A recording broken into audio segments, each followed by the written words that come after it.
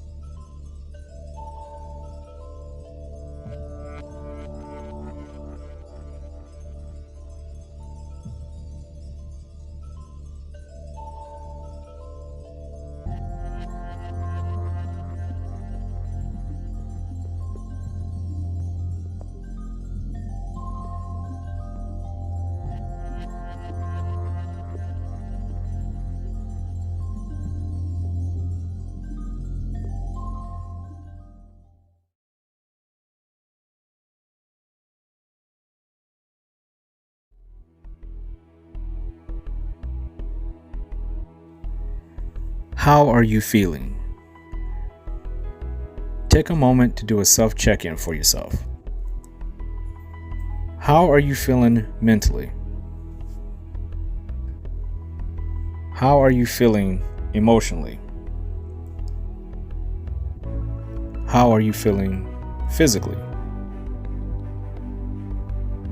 How are you feeling spiritually? Are you feeling balanced? Are you still journeying on an intentional, purposeful path? How are you feeling?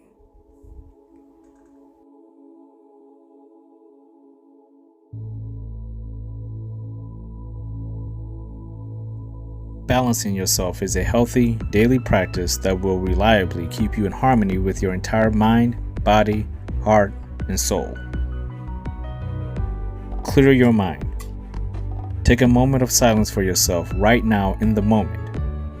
You are here now. How are you feeling?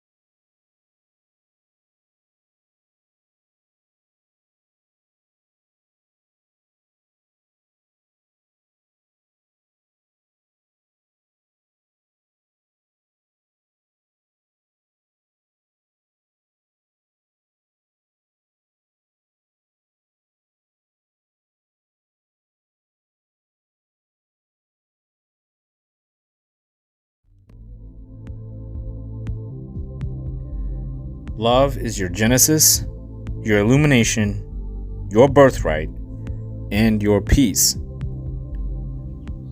The concept of Genesis is one of my favorite concepts ever. One of my favorite ways of exploring human life, and not in just a biblical term, but the word Genesis itself, being born, being awakened, being woke, having a new sense of life about you. Everything's new. You get to learn all new things and you get to explore things, but sometimes you get to a point where you've learned everything you need to learn, you've done a lot, and you just fall off. You have a string of bad luck and failures, and you need a regenesis, a rebirth. And that version of you ends up being a more complete, more happy, peaceful version of yourself. And this is the version of you that is going to blossom and bloom into something far more beautiful than you ever thought you could be. And in order to get a regenesis, you need the genesis. You need to be able to recognize that you're able to have second chances in life, to forgive yourself and redeem who you really are. Not the ugly monster that you feel like you used to be, but the beautiful, beautiful person you are, the unique, special, unicorn person that you are, that we all are. I talk about our birthright. It's your birthright to be at peace with yourself and to thrive in your purpose.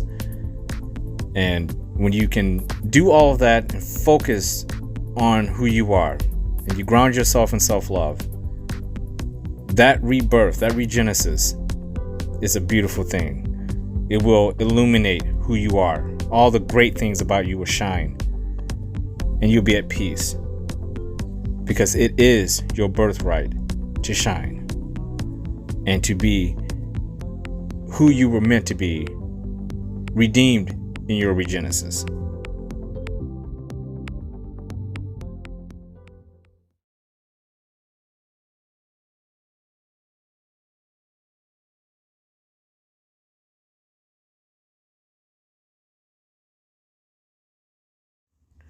Love, like life itself, has no boundaries. It makes us youthful, full of bliss, just at the sound of it. It's astonishing to know we were all conceived through passion or lust. Sometimes through love, even hatred. Life was given to us. Our birthright is to live a life of fulfillment. Ever since we drew our first breath, we were seen as an accomplishment. There's no argument about your existence. Your life was meant to grow powerfully. It's an honor to be heaven sent. Love often turns into elegance. We become irrelevant. The embarrassment, the shame, and acknowledgement of self-loathing. We're holding on to ego. We feel emboldened with arrogance.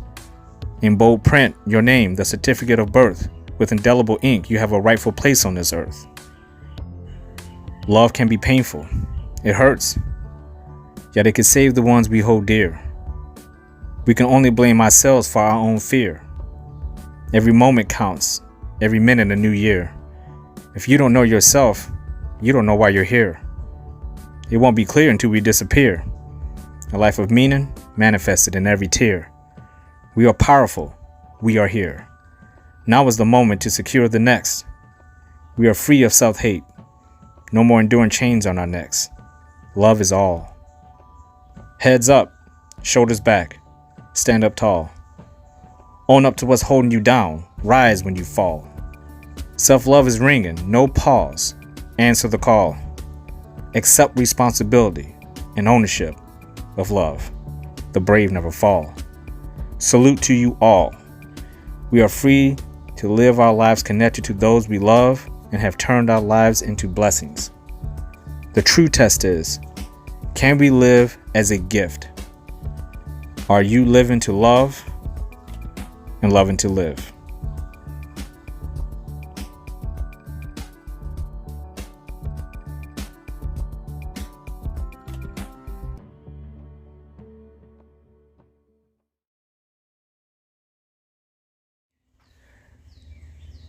Live to love and love to live. Episode 10, all love, no hatred. Love is something we all want in some type of fashion. At least that's what we believe when we're younger. When, as kids, we're born out of love. We're conceived through love. We will hope. Some of us aren't. Some of us were conceived out of hate, out of a bad experience, out of the feeling that two people got together and created life and they didn't love each other. So what does that say about you? They hated each other. What does that say about you? It was an accident, quote unquote, which we all know that you being in this world is never an accident. Those two people were destined to be in the same place at the same time to create you. So what is love then, if we're not inherently born with it? When we wake up for the first time, and we come into consciousness and we can take in our first breaths as a human being. The road we get to determine what type of love we will have in our life is out of our control initially. Think back to your earliest memory. I'm pretty sure it's not you coming out of the womb. So we have to, in some way, look back at our lives and know that for at least the first 5 years, we had no choice but to accept whatever love that was given to us. Whatever version of that exists was given to us. It was something that we learned. How do we feel about all these things that goes on in life around us without having really any idea of what life really is? When you're a child, because even as adults, we really still don't understand what life is. We don't understand all the intricacies of the brain and the body, life itself. A lot of answers. So you can imagine someone at an early age of, age 1 to 5 to even age 10, you're really just out here living. You don't have any control over how your parents treat you, if you even have parents, what type of home you're in, what type of city that you're living in. You're living in poverty, if you're living in wealth. You just grow up believing this is the way it is. I had a brother, well, I still have a brother, I should say I had a brother, but when I was younger, he had special needs, and he was 10 years older than me, and we, development-wise, were pretty much on par. Me being at age 10, him at age 20, he kind of had the mind of a 10-year-old, or maybe a little bit older than that, maybe a 15-year-old, but his development was really slow. And I remember thinking to myself, everybody has a family member like this. Because that's how you grow up. You think whatever is going on in your life, you think at a young age, before you know any better, everyone's parents is like this. This must be the way that everybody's getting raised. This is my definition of love. And that's a very scary thing to think about. Because we all know that that's not the case for every kid. Normalized love coming from a place that really isn't loving is scary, which is why I try to give so much love to my son as possible. I try to make sure he knows he is loved in a way where it's undeniably a great positive thing. But that's only my part. I can't do the same for his mother. I can't make her choose how she wants to show love to him. I can only do my part. But sometimes that one person is all you need. It really is all you need. To cultivate love into someone, to get them to understand that they are special and unique, and that love is a positive thing, and that it's an empowering thing, and that you should not and should never take it for granted. And when you think about all the people out there who don't have that, who grew up in a place of hatred, where their parents believed that this particular child was a mistake, that they were an accident, and they tell this to the child. And you imagine a 5-year-old being told every day that they were an accident. We're happy you're here, but you weren't planned. We weren't ready for you. And you kind of get the sense for some of these kids that they grow up feeling as if they were never supposed to be here. And they grow up to age into adulthood in the back of their mind, always feeling as if no matter how much love the parents gave to them or explanations they gave to them, it only takes one time for you to tell a child that they weren't born out of love. They were born out of random coincidence. And we all know that's not true. That is not true. Every person born on this planet was meant to be here. So you have to remove yourself, love-wise, from the people who brought you into this world. You're in here now. How you got here and why you got here is irrelevant once you're here.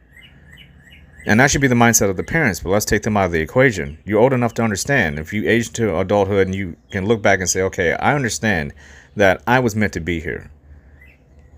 Now, what were the actions of my parents Regardless if they believe I was planned or not planned, how did they raise me? Did they raise me in love, or did they raise me in a way where I felt hatred?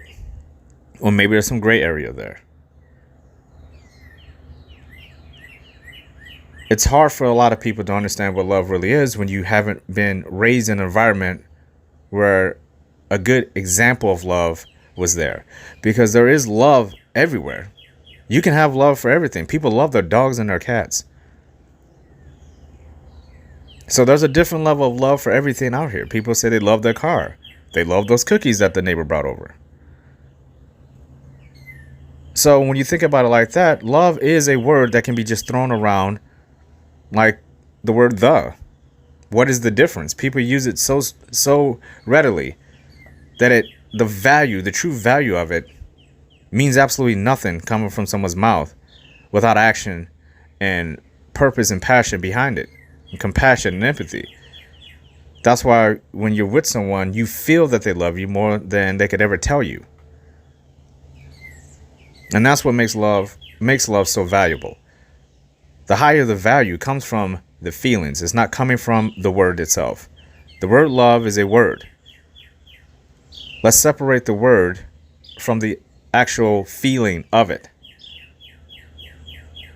The sensation you get when you're around someone and you're in their presence. What you were willing to do for this person. What you're willing not to do for this person to save them, to help them out, means a ton. That's the value. You're valuing the person in a particular sort of way. And in that way, you start to understand, if I stay positive, and I understand that everyone is meant to be here, and I want to understand love better, you have to start understanding yourself better and fighting through those demons that you potentially had growing up if you were in an environment where love really wasn't thrown your way all that often. That you had very unaffectionate parents that didn't say every day when you walked out the house, I love you. Didn't hug you very often. Didn't give you memorable experiences. Didn't make you feel as if they truly had you as a priority from day one when you were born. Did they just go through the motions, or did they actually raise you and love you and care about you and put you in the best positions you could possibly be to succeed? Did they sacrifice for you to develop? Did they sacrifice their own love to make sure that you're feeling as if you are loved? There's a lot of sad, miserable people out there because they never had that growing up. Which is why when you see someone and you're interacting with them, no matter how much you know them, you'll never truly know what they felt when they were growing up, with or without the presence of love. You ever see someone who's just perpetually in a bad day? Something is making that happen, not just in those moments of that day. There's something attached to it. There's something that person is missing in their life, and it may be their fault and maybe someone else's fault. But this person is playing victim. And they're living in it. And they are living in a nightmare. Getting to know oneself is stepping back sometimes into the past and looking at past relationships and seeing how did you get to this point where you find it hard to be in a relationship with someone. Because there's a lack of passion and love that you have for this person, or maybe there's too much, so you become neurotic and you want everything mirroring how your parents were, because you were showered with love and you were showered with praise, and they did give you hugs and say I love you and walk you out the door and give you your allowance every week and make sure you're in the best position to succeed. Some people didn't have that. Maybe they're missing a parent. I know I'm one of those people. I was down one, so I had my mother trying to raise a little boy who was going down the wrong path the moment my father passed away. That was a hard burden for her. She still had my sister and my brother to take care of. Not to mention being responsible for her own happiness. So it really always comes back to you. The best way you can love someone is to understand that you need to learn how to love yourself. Because people are working on their own stuff. Again, you see somebody walking around, they're miserable. You don't have time to shower them with all your love. because it probably won't do very much good if they're not in a place where they're willing to accept the love or even recognize it or even acknowledge it. These people are living in a perpetual state of victimhood, and rightfully so for some of these people. They have been abused growing up. They have been mistreated and unloved. In a lot of cases, raped, sexually abused. They've been emotionally damaged. They've felt abandoned. They've felt they never had a chance. They never had a chance because of the way that they were raised. Which is why the focus on trying to become a better person has to start with you. You have to try to get to a place where you can understand where you came from, but understand that that does not define you right now in the moment. You can jettison all of those bad memories anytime you want and say, this is a fresh start for me. I'm going to act like every day is a rebirth, a regenesis, I always say. Meaning just try to stay in the moment, and every moment is a new day, it's a new birth. Every day when you wake up, that's a new version of you that did not exist the day before. That is a fact. So look at all the times you have to rethink decisions that you made prior, when every morning is a new start. It's a legitimate new start. And you can start going forward at any moment in time and saying, I'm going to turn it around. Let's focus on the positive. Okay, I didn't have a great lifestyle growing up. I had some troubles. A lot of it wasn't my fault. But this is my life, and I'm old enough to do something about it now. No more excuses. We can go back and revisit things. We can go back and try to understand things. But what we will not do is make excuses about what our condition is in our lives right now. Because if we do that, now we're going down a place of hate. And if you were raised in a place of hate, if your parents were hateful people and they were toxic, narcissistic, abusive people, you are really going to have a struggle with trying to figure out and understand what love actually feels like in all the dynamic range of life where love is applied. That's why you see people who have such traumatic past tend to love things like their animals more than they love people. They love their hobby and their house and their car more than they love people. Because they cannot detach from all those bad experiences they had growing up. Or even not even growing up, even in young adulthood. You know, let's face it, when we're 20 years old, we are still essentially kids. We don't know shit in life. You don't graduate high school and then say, I've made it with no degree, and just go out and say, okay, I've learned everything I need to learn in life. I'm ready to tackle everything. No, you're still learning at 20. That's why we move on to college. And in a lot of cases, we're still learning. And that should be the focal point, is that you should always be continuing to learn for yourself, not because of what you can get out of it. Which is why learning outside of an institution of knowledge, like a university or a college or school in general, you still need to get after learning what you want to learn. You still need to get after learning what you feel is going to make you a better person for your version of who you are. Not what you want to be, but who you are right now. Figuring yourself out. What questions do you have for yourself? Where are you lacking confidence? Where are you lacking love? Do you even care about love? Is that even a thing in your life? These are all questions. Because people, when they feel like they do find it, they struggle with it. They crave being in love and being in a relationship with someone, let's say, for instance. But they get in a relationship and they realize all the hard work is maintaining that and showing the other person that you're able to love them in a way where they feel free from your bullshit. That whatever baggage you're bringing in is your obligation to continue working on that if you haven't fixed yourself yet. And true love for someone else will make you recognize that time has no place in love.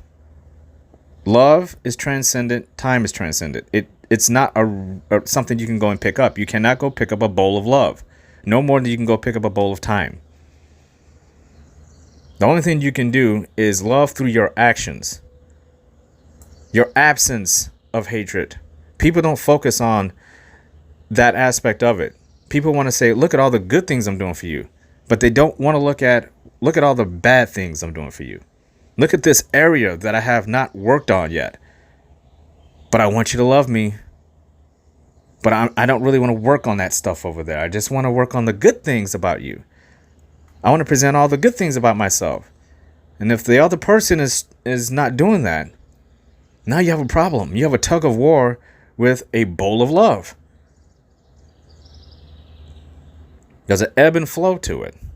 Now you have an issue where somebody has their version of love and the other person has their version.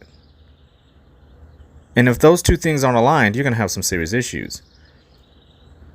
Because someone who doesn't truly understand and know themselves are going to struggle with knowing how to love someone else fully, or love something fully, or some place fully. When if you go to work and you don't love your job, you have to ask yourself why.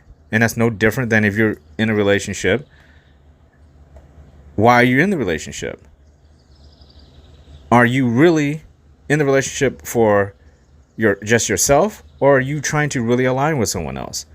It's really important to know that, to understand that, to dive deep into that, and to not settle for some version of someone else that you don't want just because of their potential. There's no room for you to focus on someone's potential in a relationship. You want to believe they're ready now, especially if you believe you're ready now, or you believe you have things about yourself that are very high value and someone else isn't seeing it. Or maybe they're looking too much into it and they're not taking you seriously enough to say this person needs time to grow still. And that's fair, because I still need time to grow.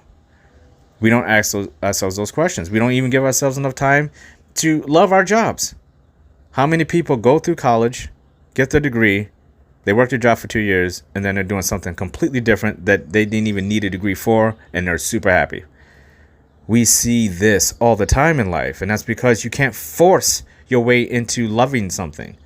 Just because you want to be in a relationship doesn't mean you should force yourself into being in a relationship. True happiness comes when things come naturally.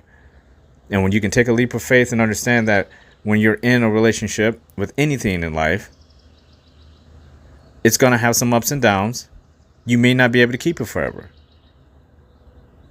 So each moment is valuable. How do you feel when that thing, that person, or that place isn't around? You probably want them more.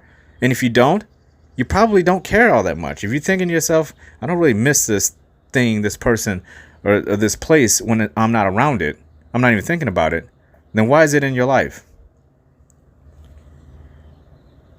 Does it come with stipulations where it's like, if I'm not happy 3 days a week with this house, I'm getting rid of it? Is that even possible? It's like, what are you doing there then? What's happening? What's the reason and what's the why behind those thoughts and those emotions? The quest to understand love is each individual's responsibility for themselves. Some people just don't care about it, and that's their right to do. We also have seen people in the world who could give a shit less if they're ever in a relationship that has true love attached to it, quote unquote.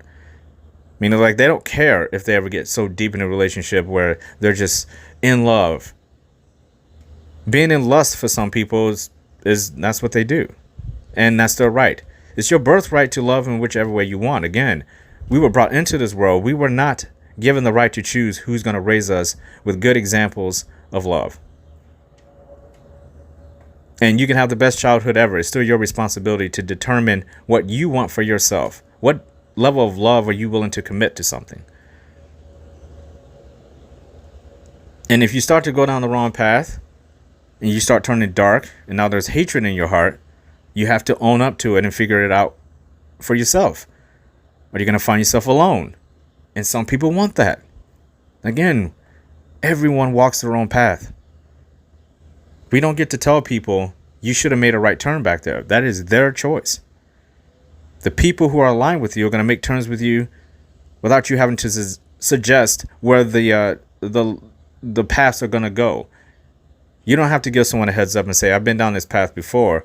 Down there, you're going to want to make a right turn because everything's gravy over there. How do you know that? And if you've been there, that means you came back from something that probably didn't work out. Otherwise, you would meet somewhere at a spot where they're telling you, hey, heads up, but down that way, you should take a right. How do you know that? Well, I've been there. So that means you went backwards and came back To do what? To give me a heads up? Or just something up there frightening you and you want to partner for the wrong reasons? Or is it a better scenario when you get to that point where there's a right or left turn? That same person is there, but you guys make that right turn without even really seeing each other. You say, oh, hey, we both made kind of the same turn at the same time. You want to continue walking down the path together? Strength in numbers here, just in case. You're aligned. And that's a good friendship. That's a good partnership. That's a good business relationship. That's a good relationship with anything. When you can move forward naturally without trying to point and tell other people where they should go, because that's where you're going. That's not fair to them, and you're being unfair to yourself. Because the moment someone does it to you, how are you going to take it? When someone tells you, hey, this has been a big moment in time for us, we should do this. And you're thinking to yourself, well, that's great that you think that, but you want to discuss it with me first before you start making life decisions for me? Or can I take my time and actually see this out for myself? And if you happen to be there, that's great. That's love. You're allowing that person to make their decisions. That person's allowing you to make your decisions. If you end up side by side with the right decisions, it'll work out. If you don't, that's okay. That's called life. You have to move on because you were called to do that. Things that are meant to work out will work out. Things that aren't, won't. And you can't force it. You cannot force yourself upon your job. You can't force yourself to go walk up to any car dealership and say, I want that car, no matter how much money you have in the bank. There's things you have to do to earn certain things in life. And how do you get there? Well, you have to put in the damn work. You cannot expect to have true love from someone else if you're lacking areas of development for yourself and you're expecting the same thing from someone else, but you haven't achieved those goals for yourself yet. You can't ask someone to love you fully when you haven't fully accepted the responsibility of loving yourself. You cannot understand someone else fully if you haven't taken the time to fully understand yourself. You cannot work at a job fully and expect to get paid more than your boss when you haven't learned the job. You can't get that car that you want if you haven't put in the work to get the funds. Anybody can get any car we want in life. You have to go earn the money to get it.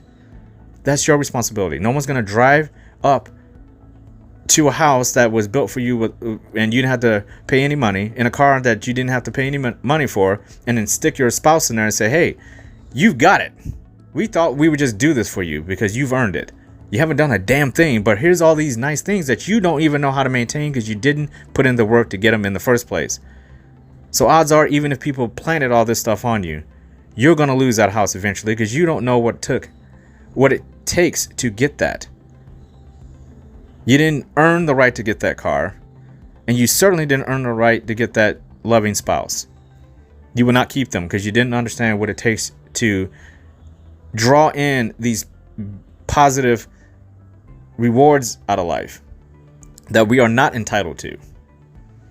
The only thing you're entitled to in this world is the air, the food, and the water. Everything else, you got to go get it. And it doesn't matter if you weren't told 100,000 times when you were a kid, I love you, and given all the things in the world. At some point, you have to detach, cut the umbilical cord, and start going on this world on your own. And when you can make it on your own, then you know, I got this. I don't need anyone. But it'd be great to have someone in my life. And if I keep going down this path, the right people will come into my life. The people that are patient and understanding, and they know themselves inside and out. They truly know themselves, and they're ready. Everybody's always working on stuff. But the people who are focusing on it and they are truly making an effort and not blaming everyone else are the ones that are going to succeed. The ones that aren't are the ones that are playing victim and making excuses and hoping things change in their life and just hoping someone takes a flawed version of themselves without them putting in the effort to make themselves better. In a relationship, on the job, what have you. Accountability for someone's own love is where you're going to get the ownership of a great job, the ownership of a great relationship. What you do in life mirrors what you do in relationships. If you have no passion in life at all, it bleeds over into other areas. So if you know you can be doing more at your job, or you're worth more than what your job is currently paying you, if you're not actively seeking out a better situations, you're accepting a mediocre, average version of yourself. And if you are not comfortable with that, that's going to bleed over into your relationship. You're basically saying, hey, I could be doing more, honey, but I'm not. I'm choosing to stay right where I'm at. I know I'm worth more money than this, but I'm gonna stay here and just keep doing this. I know I have a lot more time out of the day to do more, but I'm just gonna keep doing this. But I love you. Accept this average, mediocre version of a spouse that you have, or a partner. You're basically saying you know that something's wrong with you, and you're not putting in 100% effort each day through self-discipline, self-control, respect, and awareness and love for yourself. And if someone on the other end is doing the exact opposite, they're bettering themselves in every single way that they possibly can. Even if they're failing, they're taking a risk and trying it anyway. They're making the use of every hour of their day. Eventually, that person is going to detach from you. They're going to ask you to come out to the tarmac. Plane's going to be waiting there. They're going to hand you a parachute, and we're going to take a flight because somebody's about to get jettisoned. Same with your job. If you accept the minimum version of what they are willing to pay you, you're basically saying to yourself, I am worth this average wage, this low wage. And you have no one to blame for yourself. You have to get out and make things happen. Fill your day with as much of learning, laughing, and leveling up as you possibly can. You have to live to love and love to live. It doesn't matter how you were raised, good or bad, it's on you now. It doesn't matter relationships you were in, unfairly playing victim in your life. You're here now. It doesn't matter what happened in that relationship. All the failed opportunities you have in your life, those are learning experiences. There's your learning every day. Just go back and learn every day. Revisit those situations where you failed and it was all your fault. That's how you learn, and you level up from that by saying, what can I do in this moment to push myself a little bit further so I don't go back to that? I don't want to be the person going backwards and saying to someone, hey, I already been up there, make a right turn, because it would benefit me more than it would benefit you. I don't have anything for you other than to tell you, hey, if you go up there, I'll be there with you. But I'm a little flawed and messed up. I had to come back here, but I want you to do all the heavy lifting when we get up there. Thank you very much. No. That person needs to not talk to anyone and start figuring out why they went backwards in the first place. Why are you codependent with someone else that you just met? Why are you just literally being content with a job that you don't like? Being miserable with the car you don't want? Being unhappy with the friends that you don't trust? The family members that don't support you? The spouse that doesn't understand you? Leap of faith, take a risk. Be who you are. Cover your own bases and keep moving forward. Don't let life dictate to you who you should be. Don't let people dictate to you who you should be. You go with the flow. You're defined by your own love, your own self-love. And that's all the love you'll ever need.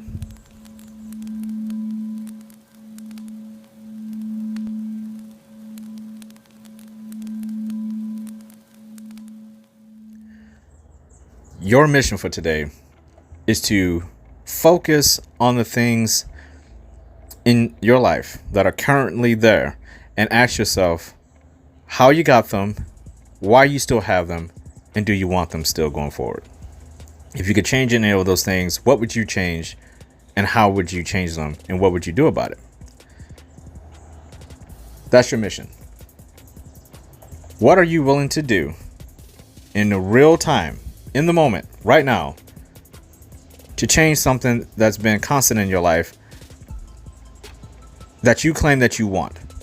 It could be a relationship, it could be a job, it could be that car, it could be that school you're thinking about going to, that church you're thinking about going to. What versions of those things would bring you true happiness? And then ask yourself one more question. Have you earned the right to have them? Have you put in the work to have that person? Have you earned the right to get that job? Have you earned the right to get that car? What are you doing actively to ensure that these people are going to stay around? Not because you want them to, because they want to, because you're working on being a better version of yourself.